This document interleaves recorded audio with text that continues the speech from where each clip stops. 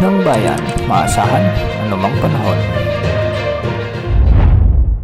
Magandang oras po sa ating lahat. Narito na ang latest update sa lagay ng ating panahon ngayon at sa susunod na 24 oras. Sa kasalukuyan ay makikita natin sa bahagi ng Mindanao na may mga kaulapan na siyang nagdudulot ng maulap na kalangitan na may mga kalat na pagulan. Ito ay dulot ng umiiral na easterlies, kaya ang mga lugar dito ay makakaranas ng maulap na kalangitan na may mga kalat-kalat na pagulan na may mga kasamang thunderstorms.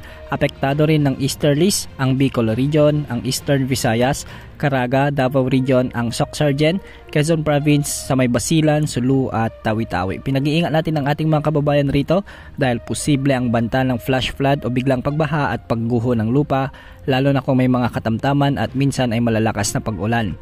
Samantala sa Ilocos Region, Cagayan Valley, Cordillera Administrative Region kasama na ang Central Luzon ay magiging bahagyang maulap hanggang sa maulap naman ang mga papawirin na may mga kasamang isolated light rains o kalat-kalat na mahihinang pag-ulan. Dulot ito ng umiiral na amihan o northeast monsoon.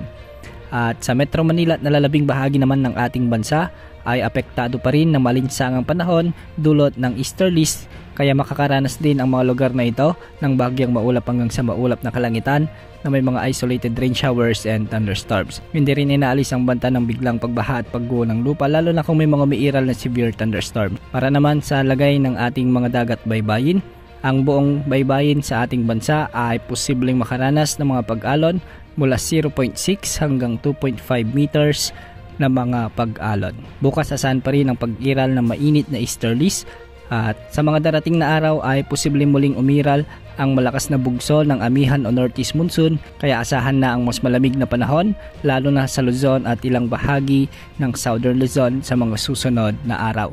Wala rin tayong namamonitor na anumang sama ng panahon gaya ng LPA o bagyo na posibleng pumasok o makaapekto sa ating bansa sa susunod na 3 hanggang 5 araw. Yan ang update sa lagay ng panahon. Ito po ang weather update ng bayan, maasahan anumang panahon.